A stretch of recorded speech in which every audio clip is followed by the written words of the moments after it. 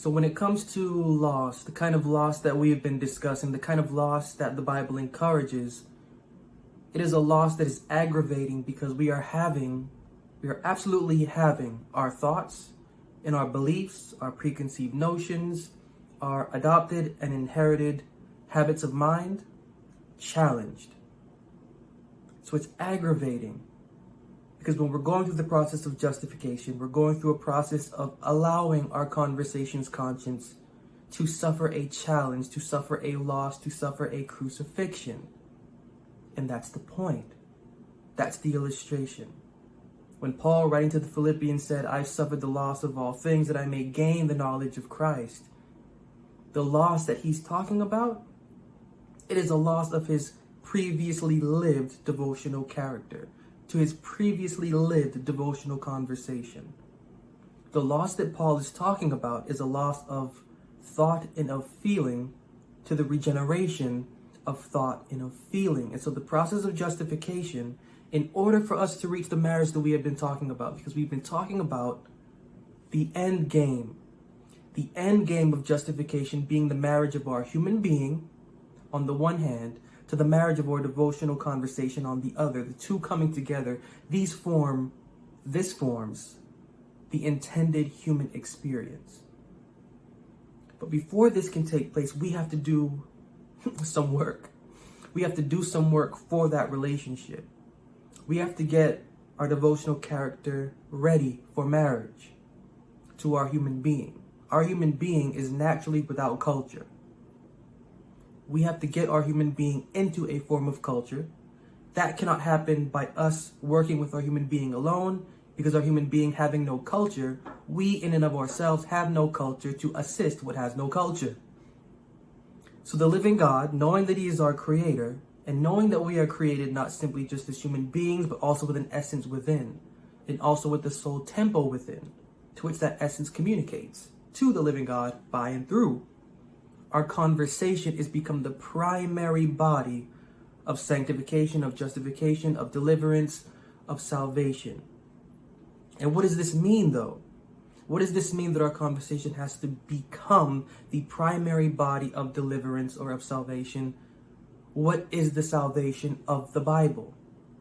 We can talk about what salvation is according to what we know. We can talk about salvation according to the theory of what that is based on the religious world. But what we have been studying is that a departure from the religious world is necessary in order for us to understand and discover the kind of culture that is for us and that is us, intimately created for us.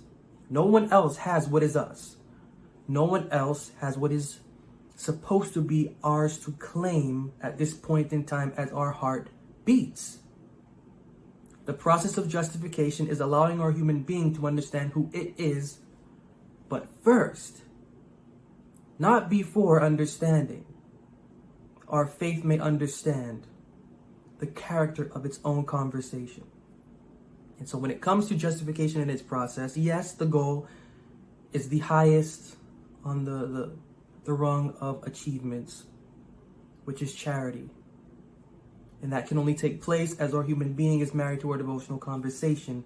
That can only take place as our human being is edified. The edification of our human being can only take place as the conscience of our conversation is edified. The conscience of our conversation is only edified. It is only edified as it bears with its own self through steps, advancing through certain stages, one of them being loss.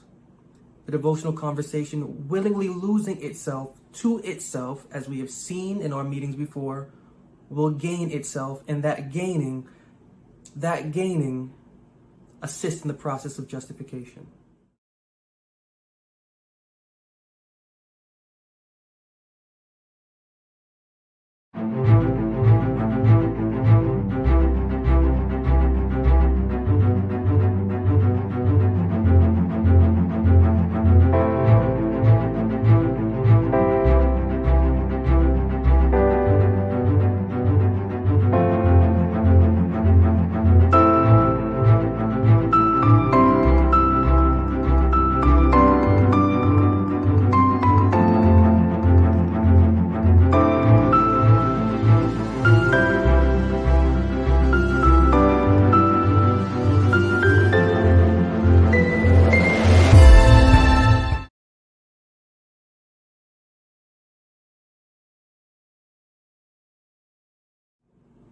The process of justification is about gaining the self of the conversation. The process of justification is about gaining the self of the conversation so that we may be able to give over that self in marriage to our human being. The process of justification is about possessing a knowledge of self's character so that we can then give that character over as a faithful bride, as a faithful spouse, better word, as a faithful spouse to our human being. That means that our conversation has to get decked out fully. And so how does our conversation get decked out fully? The process of justification is to lead our conversation to the living God's name. We have reviewed this prior. I'm talking early, even up until this point that we have been together. But for this point in time, it's necessary to review what the living God's name is that our conversation is to join into. What is the living God's name? What is the living God's name? Turning to the book of 1 Chronicles. 1 Chronicles 17, 1 Chronicles chapter 17, verses 21 and 22. 1 Chronicles 17, verses 21 and 22. 1 Chronicles 17, 21 and 22 reads, "And what one nation in the earth is like thy people Israel, whom God went to redeem to be his own people, to make thee a name of greatness and terribleness, by driving out nations from before thy people, whom thou hast redeemed out of Egypt. For thy Israel didst thou make thine own people forever. For thy people Israel did thou make thine own self forever, says the Lord, and thou becamest their God." There are two steps. There are two steps to understanding what the living God's name is, and then the application of what the living God's name is for. The first step of the living God's name is deliverance. Second step is assurance. First step is deliverance. Specifically, the theme is consistent from Egypt. Second is assurance. Assurance that the one that led them out of Egypt is the living God, is their creator, is their king. Exodus chapter 6. Exodus 6 and verse 6 and 7. Exodus 6, 6 and 7. Exodus chapter 6, verses 6 and 7 reads, "Wherefore say unto the children of Israel, I am the Lord. And I will bring you out from under the burdens of the Egyptians, and I will rid you out of their bondage. And I will redeem you with a stretched out arm and with great judgments. And I will take you to me for a people."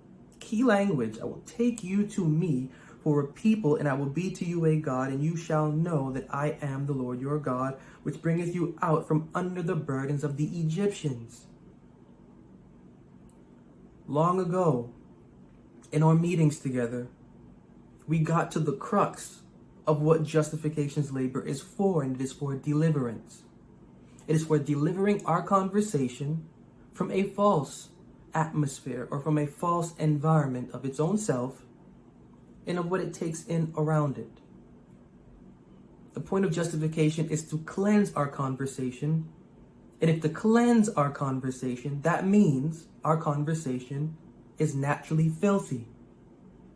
Yes, it is us, not personal, us devotional, that is filthy. Our conversation is unclean. The theme within the Bible up until this point is deliverance from Egypt.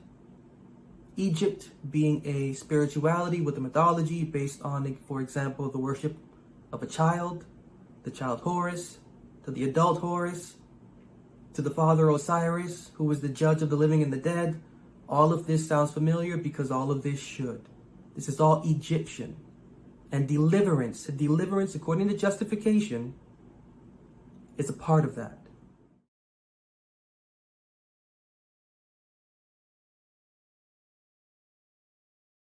The message that we are receiving and having a dialogue over this morning, this faithful Wednesday morning, it is beyond crucial, it's beyond necessary, it is beyond important to our growth and development as human beings and also as devotional creatures.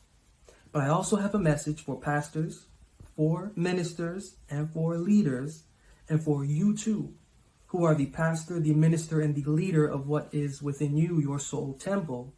Head on over to my website, linwoodjacksonjr.com, click the affiliate link, leading you to Church Source, and browse through their catalog. They have beautiful Bibles there. They have beautiful Bibles.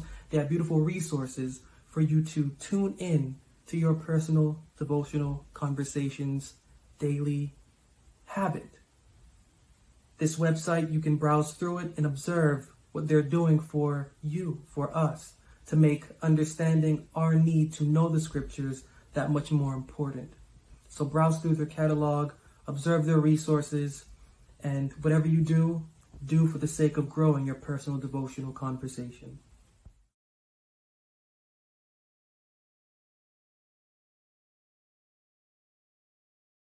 And that might sound wrong?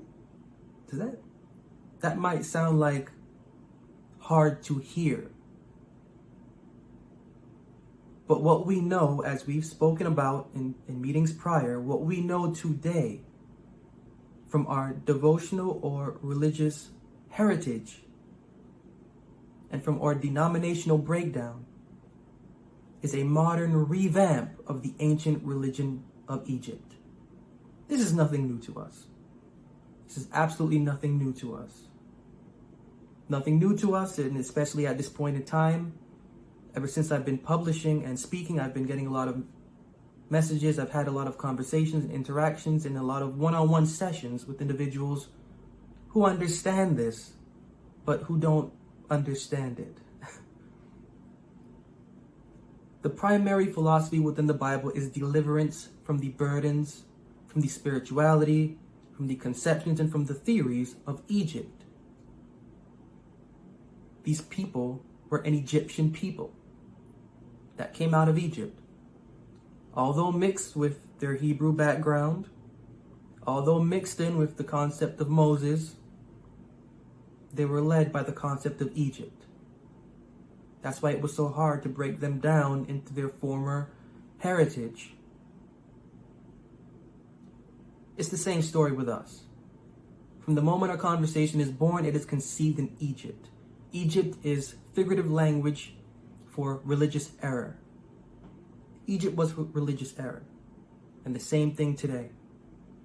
The culture of Egypt, the culture of the spiritual error related to Egypt is the same culture of spiritual error that we know. Now, we can't really know this. We can't really know this until we take our faith's growth and development serious. The living God's benefit is deliverance from Egypt. It is deliverance from religious error. It is deliverance from religious error strengthened upon the mythology similar to the religion of Egypt. It's just a modern revamp. When we're willing to go through that revamp, when we're willing to look our conversations face in its own face and have our conversations face look in our face, when we are willing to go through that, when we are willing to push out what we think we know, to become unknown to ourselves and to know nothing, we will begin to understand, not we as in us, primarily, our faith's intellect will begin to understand the character it should hold due to it understanding the living God's devotional character. The living God's devotional character, we have seen it, is not the character that we would believe in the religious world or in our own opinion or conception within. The Bible, as we've also seen, has a landmark structure of its own. Honor that landmark. We honor the philosophy within it. Honoring the philosophy within it, we get to the Creator whose mind inspired it. So when we're going through the process of justification, justification is a process for the unclean conversation. And we have seen that this process is for the conversation. No need to review that. But the Bible's number one concern is the condition of our conversations, thoughts, and feelings. The condition of our conversations, thoughts, and feelings. The Bible's philosophy is concerned with the spirit of our conversations, mind, because, again, if we're going to believe John 4:24 is true, God is a spirit, then this is the only relation we can have. This is the only relation we ought to properly acknowledge in order to receive the benefit of what the Bible is saying. Deliverance from religious error, adopted or inherited, self-cultivated, or believed in, is the goal of the process of justification, leading us to an assurance of belief,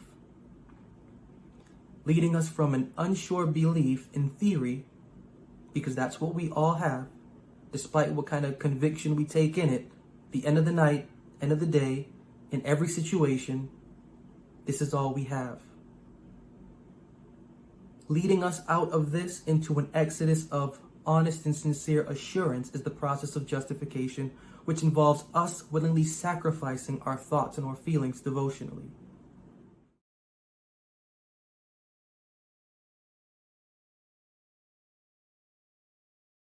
See, we think that it's just one-sided, right? We're brought up to believe that it's one-sided. We're brought up to believe that it's just a one-sided offering, and so there's a quote-unquote covering. But the mind within the scriptures does not operate in this fashion, and cannot. Mind within the scriptures cannot operate in this fashion because the Creator does not operate in this fashion. We're told that the living God is a God of knowledge, and by Him actions are weighed. He is a God of knowledge, and by Him actions are weighed. That means that it is our responsibility, despite whatever is laid out for us, to take accountability of the structure and of the condition of what we are to take in knowledge of. And what we are to take in knowledge of is our conversation's conscience. But in order to do that, to have the awareness to do that, we must take hold of and grow in awareness of the living God's name. Now, the living God's name is deliverance and assurance. Name, as we've seen in the scripture, does not mean literal name, literal government name. Name means point of application. Name means point of ministry. The book of Revelation, chapter 2 and verse 13. Revelation chapter 2 and verse 13, paying attention to some key words. Revelation chapter 2 and verse 13. I know thy works and where thou dwellest, even where Satan's seat is, and thou holdest fast my name and hast not denied my faith, even in those days wherein Antipas was my faithful martyr, who was slain among you, where Satan dwelleth. And again, we see that the Bible teaches through association. Thou holdest fast my name, thou holdest fast my name, and has not denied my faith. The Bible linking these two things together, holding fast and having not denied both the name and the faith, is allowing us to understand that name and faith mean the same thing. Name and faith mean the same thing. Flip over a chapter to Revelation 3 and verse 8. Revelation 3 and verse 8 reads, I know thy works. Behold, I have set before thee an open door, and no man can shut it. For thou hast a little strength, and hast kept my word, and hast not denied my name. Again, having kept the word and having not denied the name, the Bible is making an association that name and word mean the same thing. So when we're hearing the living God's name, our faith has to ascend to it. Name meaning faith, name meaning word. Our conversation's conscience has to grow comfortable and confident in the faith of the living God or the word of the living God. Word and faith are the same thing, equating to the philosophy or the doctrine of the living God. And this is absolutely the foundation of the New Covenant promise. The New Covenant promise being a promise of growing in knowledge of the living God's name through a process. Jeremiah 31:33. Jeremiah 31:33. Jeremiah 31 verse 33 reads, But this shall be the covenant that I will make with the house of Israel. After those days, saith the Lord, I will put my law in their inward parts, write it in their hearts, and will be their God, and they shall be my people. Notice that this language, this is the same language that we saw when he brought them out of Egypt. I brought you out of Egypt to be your God, you will be my people. Same language. I will write in your inward parts my law, I will be your God, you will be my people. Now, what is to be written within? This is called Emmanuel. That law that is supposed to be written within our inward parts, the contents of our conversation first and our human being secondly, this is called, this one verse of this new covenant promise is one word called Emmanuel. Emmanuel being translated to God with us. That with in Hebrew does not mean with, it means within. God within us in proper context. And so we're seeing that the living God's name is not a name, as my name is Linwood and your name is what it is. The living God's name is an action. The living God's name is a purpose of ministry.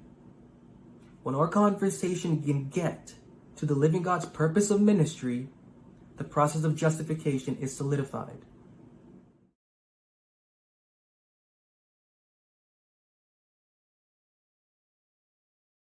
I appreciate you tuning in. I most definitely appreciate your attention. But why not represent the message on you? Like this hat right here, which is super warm, super fresh, super cool. So head on over to my website, linwoodjacksonjr.com/apparel, and browse through and rep. This message is life altering. This message is life changing. And everything that I put together for an article of clothing is a message simply related to that. So once you throw that on, you don't even have to voice anything. You can just walk around and the voice is right there on you.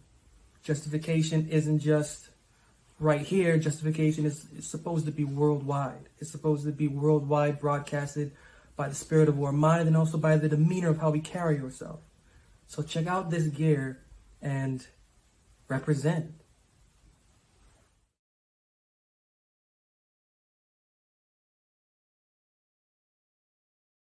And so that's what it's about.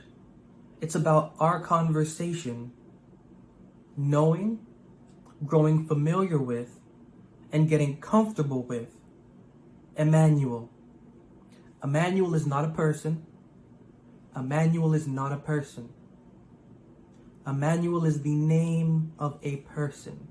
They shall call his name Emmanuel. The Bible is separating the individual, the his, from the name Emmanuel. This is why it says in the book of Isaiah 53, by his knowledge shall my righteous servant justify many. Again, the separation is taking place. The knowledge is separate from the he or the his that's giving it. Or the knowledge is separate from the servant that is giving it. The servant is different from the knowledge. In our culture today, in our religious culture today, we have falsely applied the name to the one that gave it. And this is an injustice. This is an injustice because the break within the scriptures takes place due to the intemperance of our Western reading of the Bible. We have to remember that the Bible is not a Western book. This is not a book built off of Western culture. We are built off of Western culture. The Bible is a book structured from Eastern philosophical culture. Eastern philosophy rules every page of this book. Eastern philosophical culture has everything to do not with the individual as our Western culture would make it out to be, but with other. But with other. Our self-centered approach has associated name with person. In the culture within the Bible, this is fraudulence. Name and person are separate to the mind within the Bible. This righteous servant gave a knowledge that was to justify. Justification is through this man's knowledge. This man's knowledge is called Emmanuel. This man's knowledge is called Emmanuel. His name, the manner of his devotional approach, the demonstration of his conversation's conscience, the ministry that he applied, it is called Emmanuel. This man's name, what came out of his mouth was Emmanuel. And what is supposed to enter into our mind, into our faith's mind, is Emmanuel. Emmanuel is a word meaning God within us. This man spoke God within us. What was actually spoken, God within us, was a philosophy. The philosophy of the New Covenant promise, which we just read. The New Covenant promise being, I will write my law in your inward parts, and you will be my God, and I will be your God, and you will be my people. This same language is the same language that was said when I brought you out of Egypt. I have redeemed and delivered you from bondage. You are now my people. I will be your God. Same principle anciently applies today. The two steps of justification that we are to know are deliverance and assurance. Deliverance from a false religious conception, figuratively, the false Egyptian conception, to assurance in the living God as the devotional character's creator, and then as the maker of the human being structure. When our conversation can know this and go through this process, when it can grow tight with Emmanuel, step by step, learning the process of that name Emmanuel and applying that name to the name of its own self, thereby growing an identity of its own, and as growing an identity of its own, being able to envision the type of conversation it should be living according to its own self and according to its creator. Only one creator. We only have one conversation. The process of justification is for getting that in order.